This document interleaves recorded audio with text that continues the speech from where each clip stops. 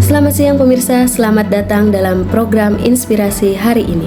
Bersama saya Putri Aprilia.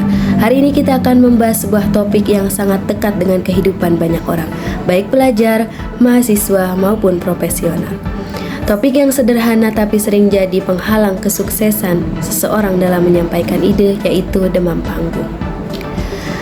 Demam panggung adalah kondisi ketika seseorang merasa gugup secara berlebihan saat harus berbicara di depan umum. Gejala fisik yang muncul bisa sangat beragam, mulai dari napas pendek, tangan berkeringat, suara bergetar, bahkan kehilangan konsentrasi. Kondisi ini bisa dialami oleh siapa saja, bahkan pembicara profesional pun pernah mengalaminya. Dan inilah pentingnya kita memahami apa yang sebenarnya terjadi, serta bagaimana cara mengatasinya dengan baik dan tepat. Menurut Carlos Bonar Sirait, seorang pakar komunikasi, rasa takut saat tampil adalah hal yang sangat manusiawi.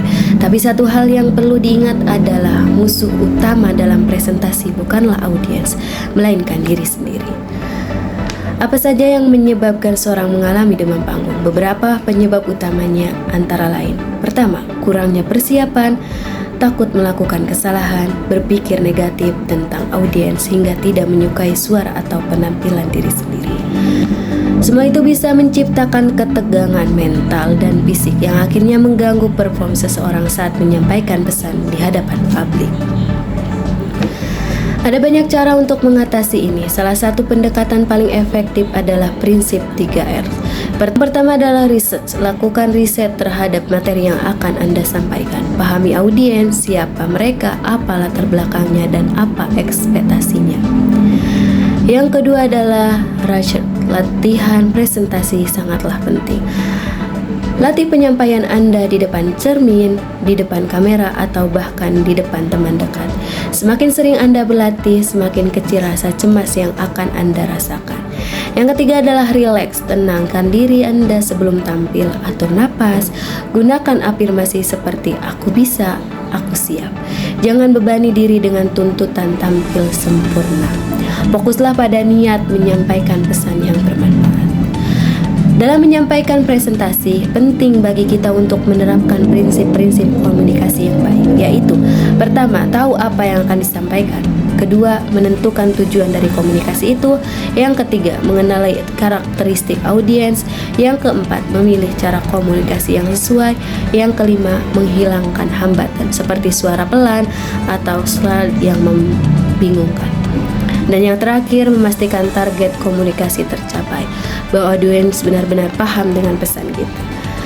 Dalam dunia kerja, kemampuan presentasi bahkan lebih penting dibandingkan keahlian teknis. Seorang pelatih komunikasi menyatakan bahwa kemajuan karir Anda dalam perusahaan hampir tidak ada kaitannya dengan keahlian, tapi ditentukan oleh kemampuan komunikasi dan presentasi. Maka dari itu, beranilah berbicara di depan umum. Jadikan kegiatan ini sebagai wadah untuk tumbuh, bukan tekanan untuk tampil sempurna. Bila Anda tidak sanggup menatap audiens, tataplah jidatnya. Kedengarannya lucu, tapi cukup membantu.